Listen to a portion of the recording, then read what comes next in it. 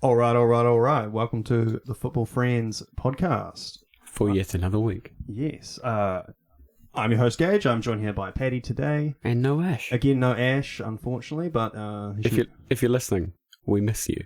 If you better be listening. You better be fucking listening. Double our listener base. I don't have to catch you up on this. Yeah. Because we're going to be... Next time we see you, we're going to be quizzing you. What were the topics of the last 3 podcasts? Yeah. True. That's what we'll definitely do then. Okay. But I won't be able to remember, so... Yeah. Oh, well, I'll just listen back. Yeah. Yeah. All right. Well, let's get into it. Do you want me to start? Yeah. Let's hear you. Okay, so... All right, it's been... it's like the Rangnick update. I feel like this is the Rangnick podcast. It's like the Rangnick update because we're just sort of judging how he's going, and again, still only one loss, and we won this week, so he's good. Yes, well, it's a very good win. It was, Fergie-esque, like the timing. Look, you played someone close in the. I know it.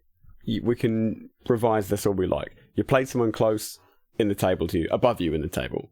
And you've now jumped above them, took their space, and you're in 4th. Feels good, bro. It feels good, right? What did you think about the actual 94 minutes? Well, I knew from the get-go it was going to be, like West Ham are just going to, they're going to sit, they were coming to United, so they're just going to sit deep in their half and just make it hard for us because they only needed a point from this game. That was their perspective. That's their lot. Yeah. So they did exactly that, and that it literally took us 94 minutes to break that down. And well, yeah, the move was certainly very tidy, and it seems like it took 94 minutes, like you say, to... But it would, because... Yeah.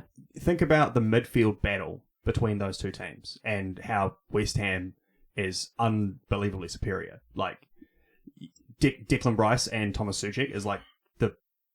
That's scary. That's like fighting like Rihanna's bodyguards, you know? Yeah. Like, it's... Interesting. Yeah, like, forget a football match. She's got a reason to be scared. Well... Chris Brown might be Chris out there. Brown doesn't play for Man U. Yeah. Yeah, that's our only Rihanna reference is from something that happened in 2008. Yeah, but fair enough. Well, yeah, that's. Hey, look, feminists will love us for this. You can't never forget. Yeah. Can't stop keeping them down. You made me lose my place now. So. Yeah, right. Suchek and Rice. Okay, yeah, big great. Beasts. Yes, killer midfield like that. That's so hard to break down with our midfield of McTominay and so on. Well, yeah, partner. Yeah, was it McFred that started the game? Oh, I can't even remember to be honest, but it was one of them. They're all the same. They're all the same. Like, there's no McTominay is the best one. And it was McFred. Right. I mean, let's put it this way. If it's those two versus those two, yeah. McTominay is a tough boy. Fred's not a physical presence. You know, he can throw himself around. He's an interceptor. He tries. Yeah. He's not a physical. He's not physical. He's not a physical presence. Yeah. And those two, they are a they physical do play presence. well together. And Fred has been better since Rangnick. Rangnick knows how to use that kind of player. So that's true. But it's nothing compared to them two. Those are possibly 2 of the best midfielders in the league. Like, Declan Rice probably is, especially in that holding midfield role. And then us, I mean, either him or Kante. I mean, it's pretty close. But Rice has just added a whole nother level to his game in the last season. And he goes forward, and he's so dangerous. Like, and then he still does the defending, like, amazing. Yeah, he is everywhere. And then Suchek is just, again, like almost the same. He's just such a solid defender. He doesn't go forward as much, but really good in the air. So he still scores goals. Yeah, really good in the air and already 6'3". Yeah. Or more. So that's a tough midfield to break down. And I knew it was going to be a tough match. I would have taken a... Well, I don't want to take a draw at home, but I'd take a draw away. So, you know what I'm saying? And then, well, yeah. It's a tough game. Mm. You know, you if you've got to take a draw, sometimes you've got to take a draw. And it's...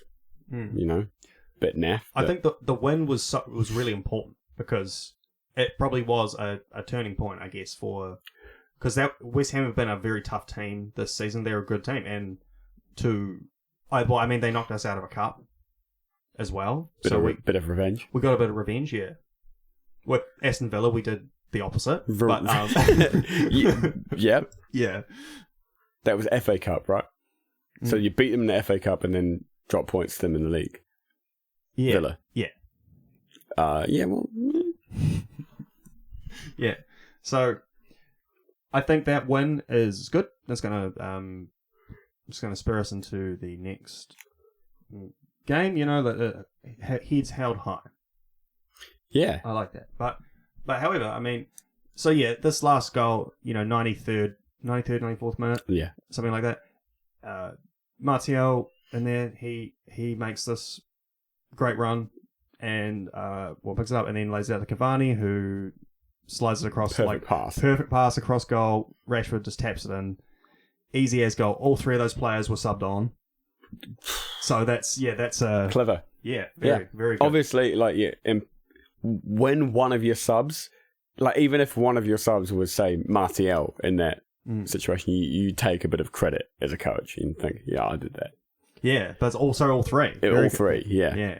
And to be honest, I think that is where Cavani is at his best for us. It seems that when he starts, he'll run 90 minutes, but you don't get the best out of him. Him as an impact sub has been the best way to utilize him, I think. Yeah. And because of that is why I'm a little bit worried, because the news yesterday has been Martial has now transferred to Sevilla. Well, it's a loan. It's a loan for the rest of the season. Yes, and from what I understand, it said there is something in there about it being permanent, but it didn't say a fee, didn't say anything like that. But yeah, the theory is it's going to depend on who the next manager is of Man U or Sevilla of Man U. Yeah. Okay, fair enough. No, Sevilla's got Lopetegui. Yeah. So he's great. He's a very good coach. Well, yeah, that's exactly why Martial might stay, because he's like, oh well, even if say Rangnick stays, Martial might be like, well, this guy bombed me out. I don't know if I'm that fond of him. Well, who knows? I don't know if that's the case because no, he did. That's right. They had the Twitter blow up or whatever. Whatever that's about, I don't know. But one thing I didn't know until now was that he was on $250,000 a week. What? Yeah, £250,000 a week. Anthony Martial. Yeah, that seems insane. So I don't know. I don't think he's worth that much. I don't think he's that expensive a player. So whatever. Maybe it's if you have that guy, he better be banging him in. Yeah, and that's the player that was promised. Yeah. Kind of. He never quite lived up to it. He has had flashes. There was one season with Mourinho when he was amazing and he scored 19 goals or something. Yeah. And he had his season, and when we first got him, he was really good too. But then I don't know. It's not like Rashford is a similar profile, and he's had a much better time. Much better time of it, and came in at a similar time. Well, slightly after. Yeah, not long after, yeah. I want to say a stat, and I'm pretty sure I'm getting this right. In the Premier League era, the player for Man U to have scored the most 90-plus minute goals is Marcus Rashford. Really? Yes. That is interesting. Yeah. And again, we'll say we'll do our homework, and we'll forget about it as soon as we stop. Yeah. But we should find that out to be sure. But I'm pretty sure that's what I read. Okay, we'll confirm. That's fascinating. Yeah. Well, yeah, that's how does he not become a club legend? You know, like that's the club in his DNA. He's an impact player like that, and he plays hard he plays for the badge. Yeah. He definitely plays for the badge. He's definitely a guy that United, United fans. If I was a United fan, I'd love him. Obviously. Oh yeah, you have a special connection to those guys who came to your academy, of course. But I think probably until there's a trophy until there's a picture of him lifting, even if it's an FA Cup, League Cup, don't care. Of him lifting a trophy, it sort of seems a bit like... What do you mean? We have trophies. Yeah, but has he lifted one? Yeah. Well, you mean as like the captain, or what it was? Oh yeah, he was in the team that won. We won the Europa League. We won. Was he in the team? FA Cup. Was he in the team? Yeah, it's Mourinho. Okay, ignore me. He came in with Van Gaal. Then fair enough. Then yeah. Then no worries. And then ignore. All right. What I'll edit this out. No. Keep it in and tell me I'm a naughty boy. Yeah. No. All good. No, yeah, he's awesome. Awesome player. But again, it doesn't ease my worries because he still seems like he's still kind of recovering from this shoulder surgery. He hasn't been his best. He seems to be getting better, getting into form now, but that has to happen. Pressure's on. We're putting a lot of... that's the thing. You're putting a lot of pressure on him. And I feel like... He loves that, though. Yeah, he does. I think it'll be good for him. He does, but not all injuries like that. Yeah, but he's not a particularly injury-prone player. I think not overly. He'll be fine. Because the shoulder surgery was optional anyway. He didn't have to get it. But... so, yeah, it's... But without Martial, we just don't have that depth now, of course. But I assume this is because they see Anthony Elanga having a bigger role. Yeah. One Anthony to another.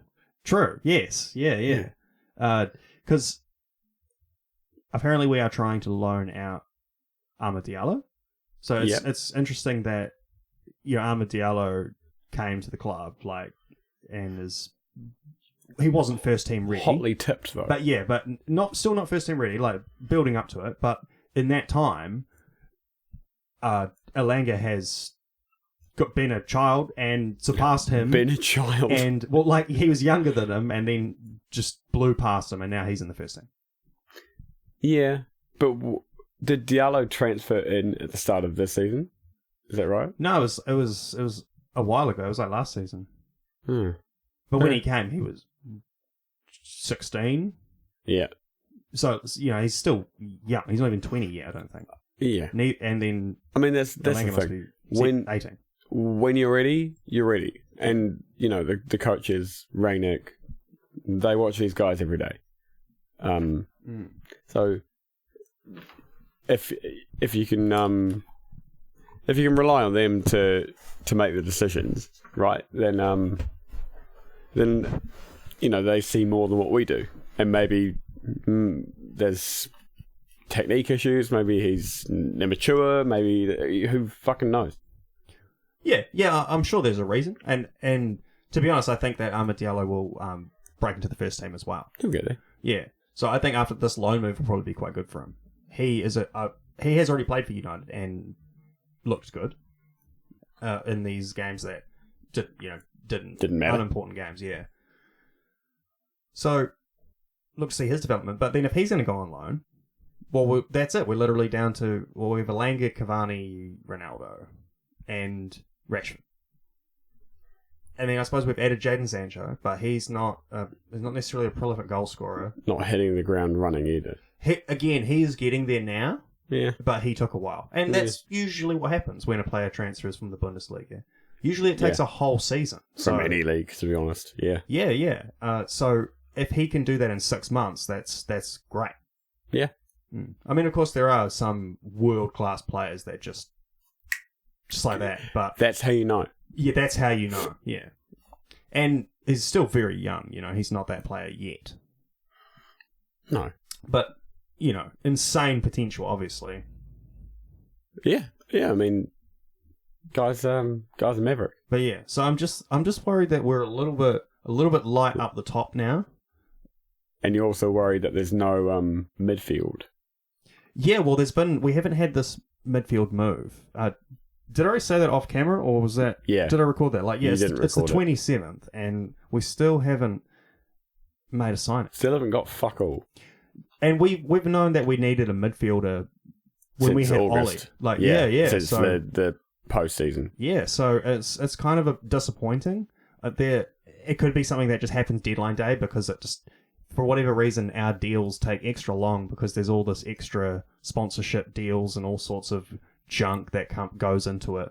So it's almost like you're run by maniacs. Yeah, well, businessmen, bureaucrats, but the better happen. We need it. We're desperate. We'll see. If we had a player again, if we had McTominay and Declan Rice, then we're the team with the fearsome midfield. We'll get ready to shell out, bro. He's probably worth it. He'd be 100 mil, right? Probably 80 to 100. Yeah, insane, but probably worth it. There's no other player, especially because he's English. There's no other player around like him with that kind of energy. Well, yeah, there's all sorts of taxes on that guy for your club. And fuck, who knows? Maybe this is going to sign with someone tomorrow. Maybe they don't think they need someone, which is insane. But maybe they don't think they need someone. Yeah, it's pretty wild because where's Pogba? He was injured, but he's back very soon. Yeah. We should have him soon, which will be good. But he has not played a game under Rangnick yet. And I'm not sure how that's going to go because he's not exactly pressing. I mean, he does press, but not. I don't know. I don't know if he has. What do you think he'll fit in? What are your thoughts in this 4-2-2-2 kind of thing that we play? Yeah. Would he be a holding or would he be one of these? No, wider, he'd be like wide on the left. One of the attacking midfield players. So because he did play a little bit of that position under Ollie. You know, he played left wing a little bit, kind of left mid. Yeah, he could play that role, and Bruno would play the right role. I don't think there'll be a problem with that. Well, actually, I've heard there's a possibility of Bruno being in a pair with McTominay. So Bruno going deeper. I don't see a problem with that either. Well, that's where he played for Sporting Lisbon.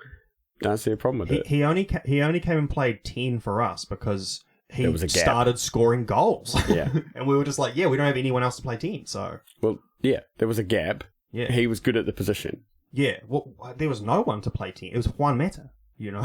So it had to be Bruno. So. Yeah. Or it was Pogba, but Pogba... The Spanish Bruno Fernandes. Yeah. Yeah.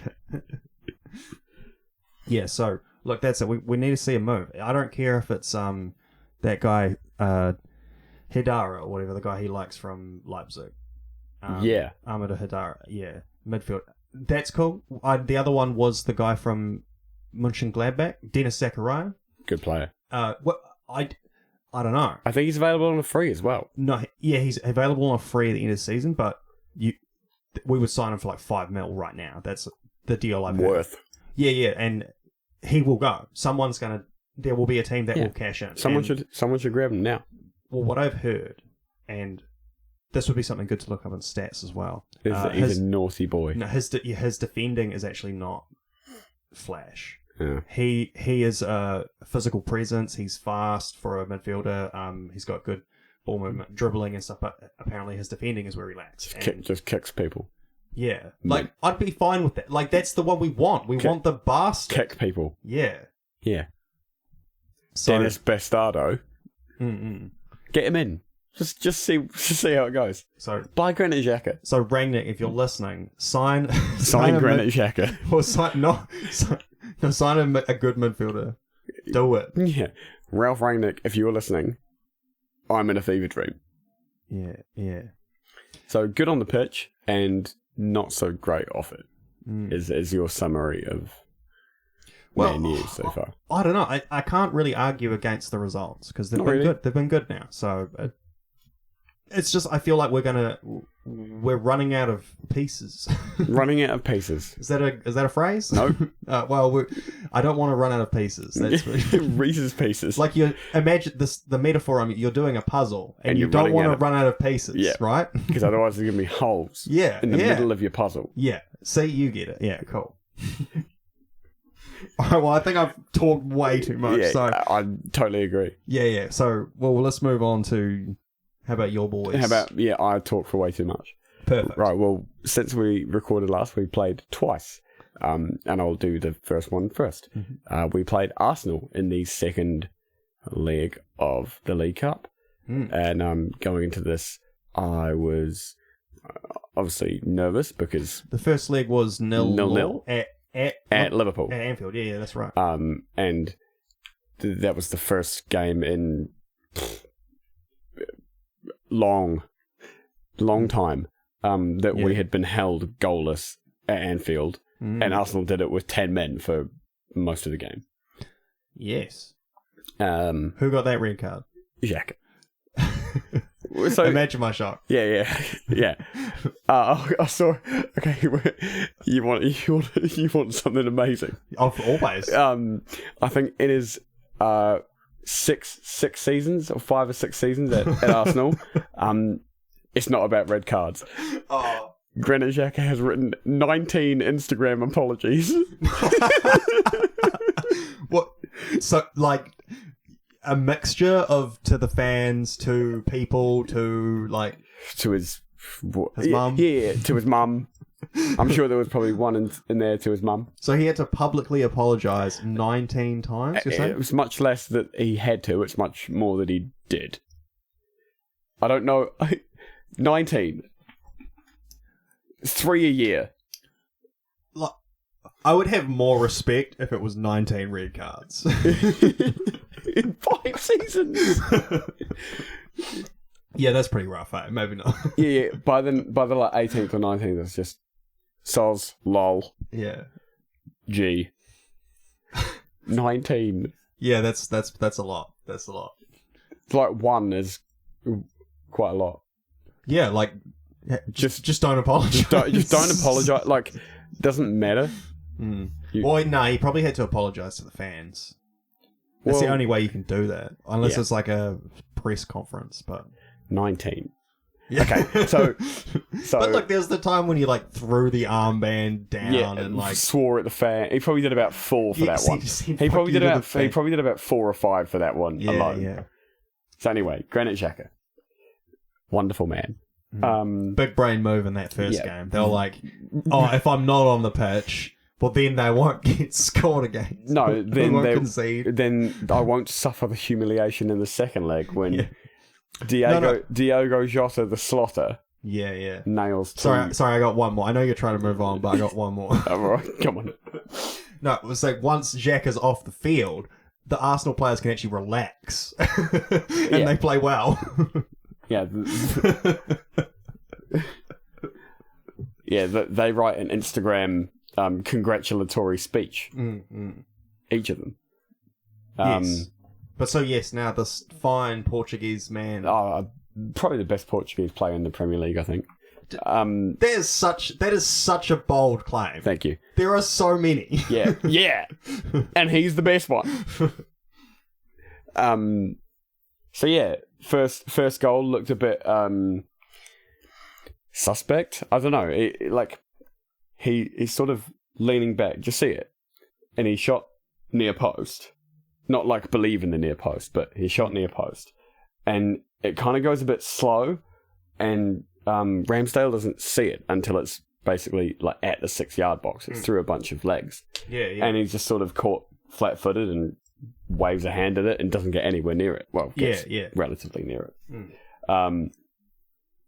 And it just looks like laboured and shit. Yeah. But in the end, it's just a goal that didn't go in the corner. But is that the one they sort of checked for offside? Or no, it wasn't. No, the second one was the one they checked for offside. And the ball that comes over is an absolute thing of beauty. Trent, it's Trent, of course it is. Of course, yeah. and he picks them out from probably half the pitch away. Beautiful first touch, takes it round the goalkeeper, smashes it in. And this is, I mean, look, VAR have to check it. It's ruled out for offside, or it's they check it. They just decide to check it anyway. They check it on VAR, possible offside. Yeah. Fair enough. Fine. Don't care. The one thing I don't like about it is that they celebrate and then wait. And then they wait. And then it's like they're going, they're celebrating. Whoa. And then he's like, woo, yeah. So they only get they probably get 3/5 of a celebration out of the whole thing. It's so anticlimactic. I agree. Even when it's a goal. Well, the same thing happened with rugby and league, and then it became, because it always became the try, and then it was like, oh wait, we've got to check it. And it's the sort of same kind of thing, but yeah, it's sort of the trade-off you have with the technology, Yeah, the trade-off is that organic thing where someone scores a goal and you get to go fucking ballistic. But the thing is, you do still get that. You just have to bang one from outside the box, so then that there's no way. Yeah, bang it from halfway. That way, you're definitely not offside. Yeah. Anyway, so we Angel Correa. we decked Arsenal over, as you do, yeah. And in the second half, I mean, it didn't occur during the second half, but Thomas Partey.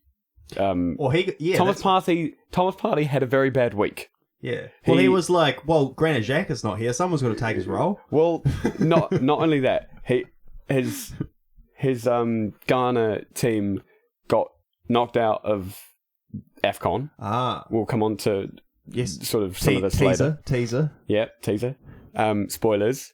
Got knocked out of AFCON without winning a game. Oof.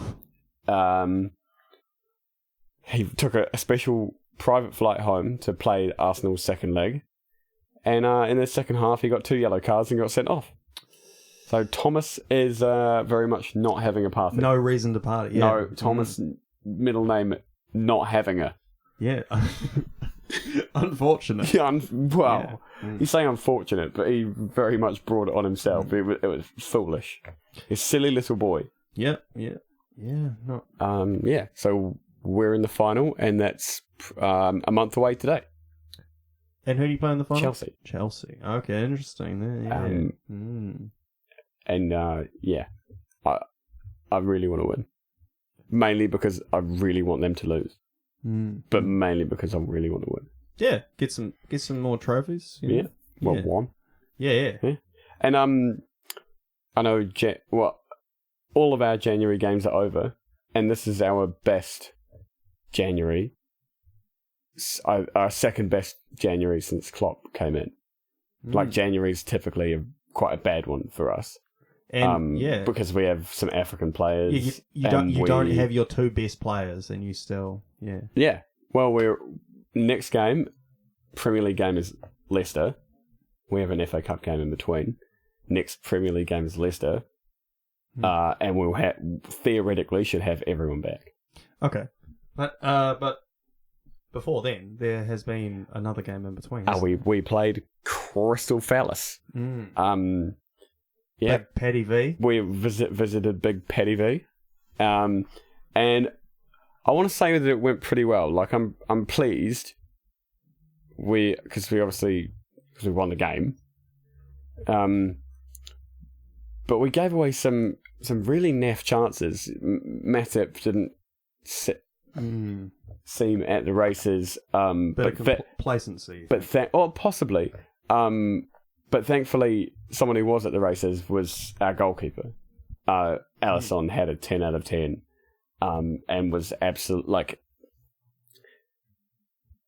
if he's the best goalkeeper in the world, maybe he is, maybe he's not. But if he is, that was his claim for it. Oh, okay. I haven't actually seen the match. So he was ridiculous. There was, we could have easily lost. We could have lost 5-3 to Crystal Palace. Oh wow! And he saved, 3 or 4 high XG chances. Yeah. Okay. Yeah. Stato. Cool. There's some. I knew that would bring a smile to your face. Yeah. look, the goals we scored, very nice. Van Dijk's header. Oh God, who else scored? I want to say Ox scored, and Fabinho. We scored a penalty for for their goalkeeper. Like he basically, like Jota knocks it past him and gets a big old. The goalkeeper basically bear hugs him. It was amazing to me anyway. Yeah, so I enjoy the shit out of that. 3 points, yeah. Yeah, another and that's good. You know, you're catching up on City, who did. Wow, they dropped some points. Yeah. Kyle Walker versus Kyle Walker Peters, and big KWP with a screamer. Absolutely, yeah. Yeah, so we caught 2 points up on them. Big Fabinho with with all sorts of goals during the month. His penalties are awesome. I love him. Yeah. Oh, because Salah would be normally taking these penalties, right? Yeah. Normally Salah, Milner, Firmino's taken them before. Is Firmino playing at the moment? Firmino's playing. Right. But, so it's Jota, Firmino, and Minamino. Sometimes Minamino, sometimes Ox. Cade Gordon has had a few starts. That's right, yeah. Young guy, yeah. Yeah, he looks promising. Yes, yeah. Very happy with him. So yeah, good week for us. Cardiff in the cup next, then Leicester. Yep. Let's do it. Mm-hmm. And yeah, it doesn't look like you guys will be making any signings or anything, I don't think. Or... No, I don't think so. Yeah, I didn't see any news. I keep seeing vague links, but nothing concrete, nothing worth worrying about. Yeah. So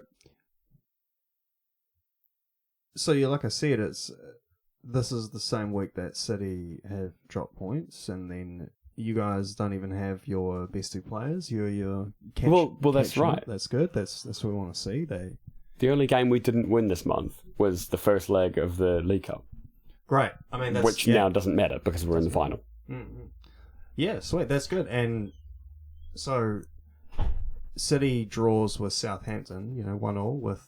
Is Brozier and no, Walker Peters scored. Oh, Walker Peters, that's right. Yeah, and Laporte scored for Man City as a cross from De Bruyne from a free kick, and you're not stopping it. Fabulous, 100% not stopping it. I went in the shower at about 60 minutes played, and Man City scored, I think, 64 or something like that. Yeah, classic. Yeah, but you mentioned Brozier there. He had the ball in the back of the net a couple of times, 2 or 3. Okay, sorry, 1 or 2. And the offsides were correct, but yeah, another Chelsea player, just filling up the ranks of another team. Yeah. Well, it's another Chelsea player, trying to take points from their competitors. Like, every time Gallagher wins a game for Crystal Palace, it's a taker. Yeah. Yeah, well, maybe that's Chelsea's plan. So, and since we last spoke, Norwich won another game, and Newcastle, I know, won a game. Unreal. That's what I messaged you earlier in the week. Like that bottom part of the table is just like got really interesting. Up. That made such a just 2 wins. Yeah, made such a difference. Real set. All right, and in the last 2 games, Norwich has scored 5 goals of their 13 goals. That's that's so funny. I don't know what 5. And one of them was like scorpion kick. Yeah, sort of a scorpion-ish. Yes, mini scorpion. Like, yeah. So that's crazy that the bottom of the table is just heating up. There's so much drama happening there, and yeah, it's drama at the top, drama in the middle, drama at the bottom. It's the Premier League. There's the fight for fourth is pretty tough as well. Tasty. It's like Man U, Spurs, Arsenal, and West Ham. Yeah, so it's actually the league is very exciting this season. It's not. Even though City are ahead, it's still not quite decided. Them dropping points this week was a tasty one. That's made things nice. And then you got Chelsea kind of hot on your tail, like see Ziyech's goal. Yes. Oh my god. He tried to score. I mean, first of all, thing of beauty, goal of the week. Absolutely. He tried to score the exact same goal about 5 minutes later and just didn't quite get it in the corner. Lloris like palmed it away. It was like, come on, mate, you can't get me twice.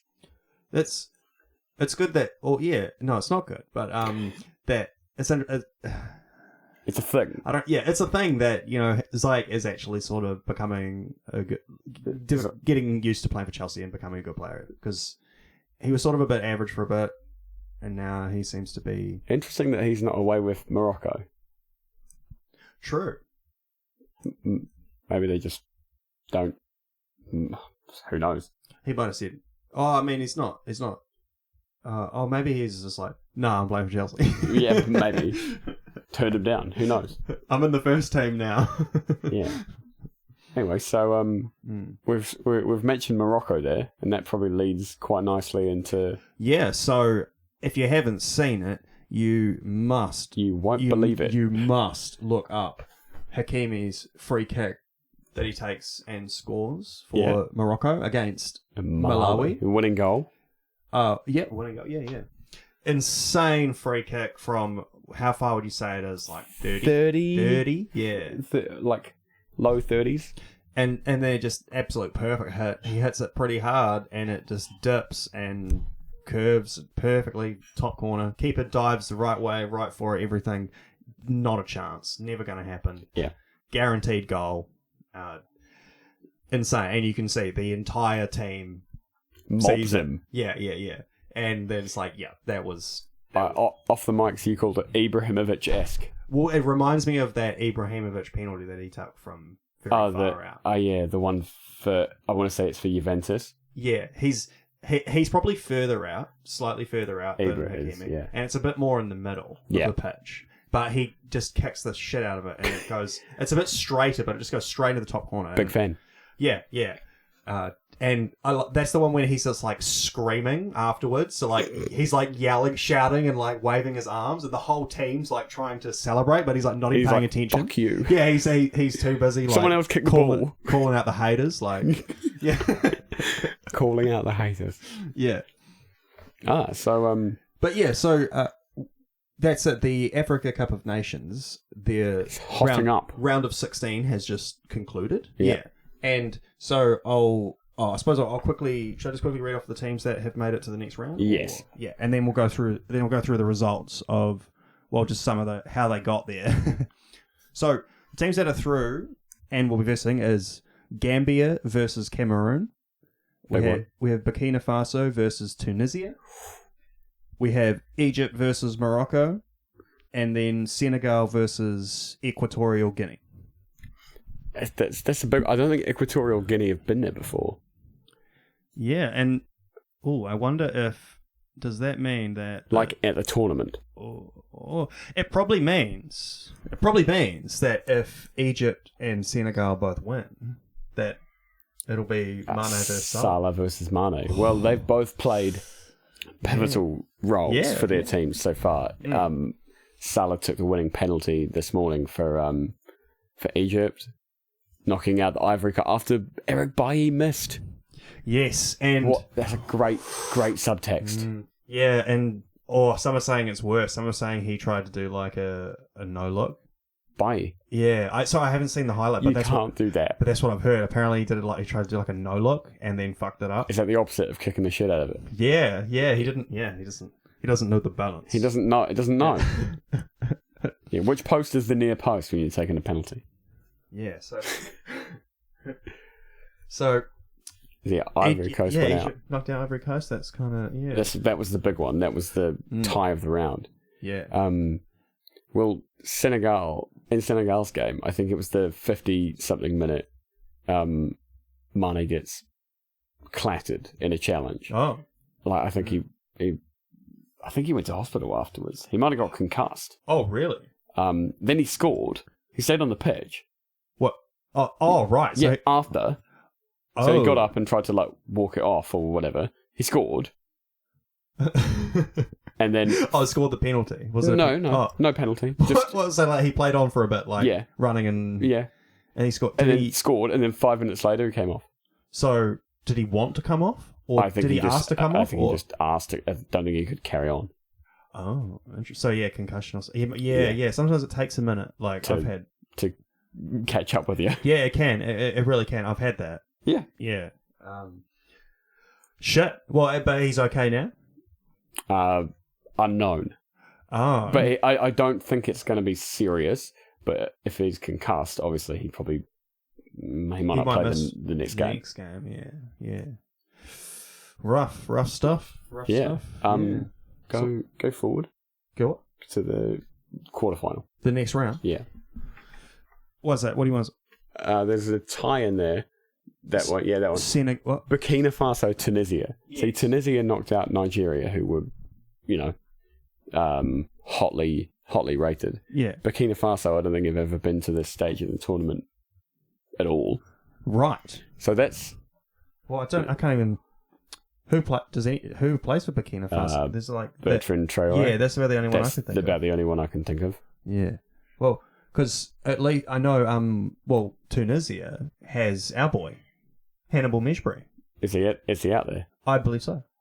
Yeah. Big tings. Yeah. So that's cool. They've made it through. Yeah, lots of penalties here. So Burkina Faso goes through 7-6 on penalties against Gabon. Beautiful. And 3 games decided on pens. Yeah. The last being Mali and Guinea. So Equatorial Guinea actually makes it through. Yeah. 6-5. Just not normal Guinea. Yeah. So and then just Cameroon beats Comoros. Yeah. Well, they're a big team in the AFCON. Yeah, Cameroon. Comoros. They could be. Who have a very cool flag, by the way. They all have cool flags, don't they? African. There's lots of good flags, yeah. Right. And then Gambia. Gambia's the last one they beat Guinea. So the regular Guinea. Yeah. I don't know much about Ghanaian politics. So I don't really understand why that is, but there's two. But it's not the Guinea Friends podcast, right? Well, that would actually be really offensive. We probably can't call it that. It's also not the Politics Friends podcast. So So let's avoid all of that. Unless it's football politics. Well, enough of them. Alrighty, well that's probably about all we'll say on the Africa Cup of Nations. It seems like it's heating up. It's probably worth watching now. This is now that it's the end of it. Yeah, quarterfinal coming up. Might check it. That's cool. So last thing I have written down here to talk about is just the transfer update. Wow. So well, for one, the what's happened is we talked about it last week.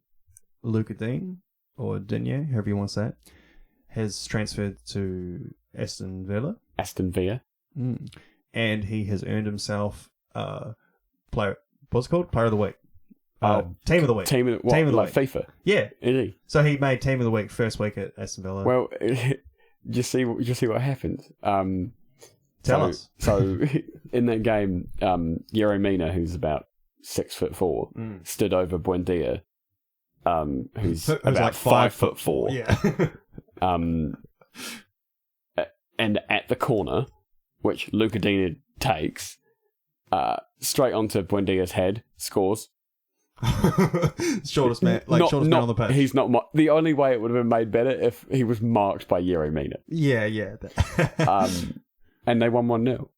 So Luca Dina immediately sold to Villa, immediately comes back to do them in the arse. Brilliant. Yeah.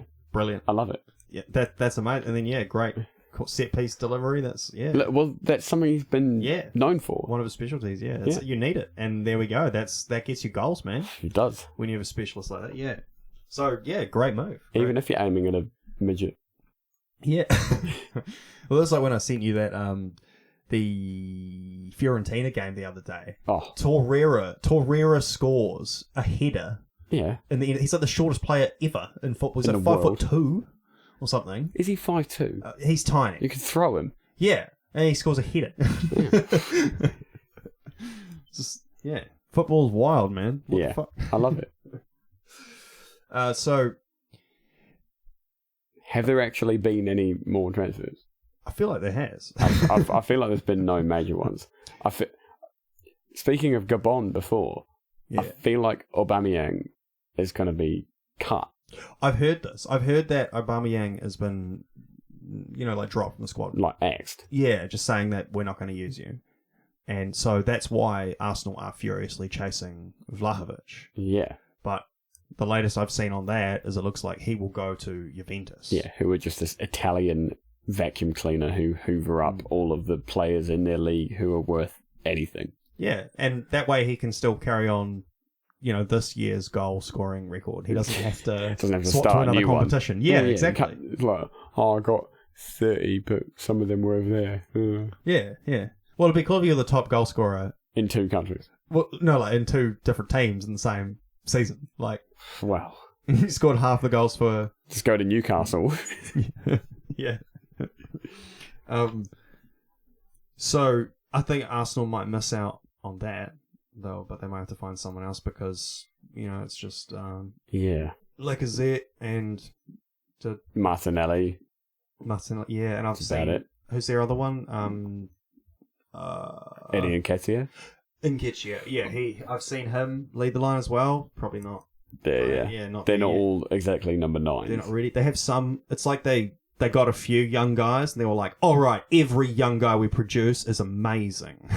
Yeah, give him a go. It's like, nah, it's just Smith Rowe, bro. Yeah. So one move I have seen rumored is Donny van de Beek to Crystal Palace. Yeah, Paddy V. I think that'd be a good move. He would probably fit in there. Donny V and Paddy V. Great. Yeah, link him up. Yeah. So, again, that's another player we wanted to get rid of, but we got to sign replacements, please. Yeah. Yeah.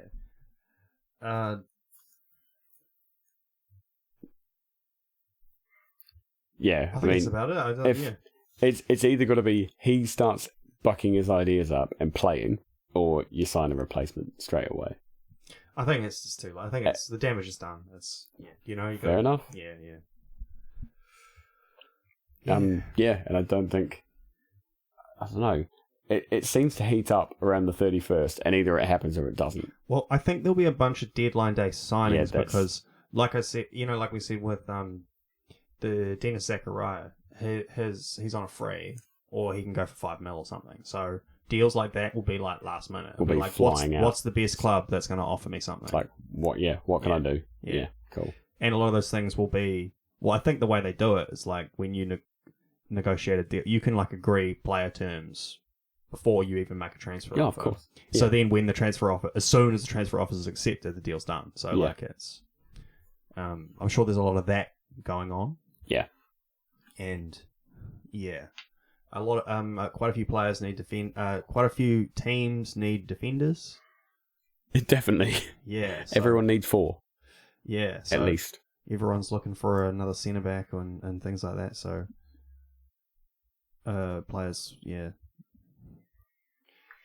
I think that's about it. I don't have much. Unfortunately, this January, I thought it was going to be quite busy, but it really has not been. Well, we haven't seen Erling Haaland. I don't think he's going to move in January. No, I don't think so either. I think he's going to go in August. Maybe. Thing is, a player like that is they just you can write whatever you want. Anyone can just be like, "Oh, Erling Haaland picked his nose and flicked it towards Manchester. That means he hates them. He's going to go to Chelsea." Yeah. You know what I mean? It's that's one move I did see as well. I think it's pre-confirmed. Man City signed that guy Julian Alvarez. Yeah. Who we looked at him as a River Plate striker. Yeah. Very promising. So they've got a striker. Possibly, yeah. And his profile is he's like complete 40, so he can do it all. So box to box forward. Yeah, well, he might. Yeah, that's probably a good move. And they'll play him at left midfield. Yeah, of course. Yeah, because they sold Ferran Torres. They have to replace. Yeah, have to replace him. Yeah, false 9. Yeah. Alrighty. Well, yeah. Any closing thoughts? Thomas not having a party.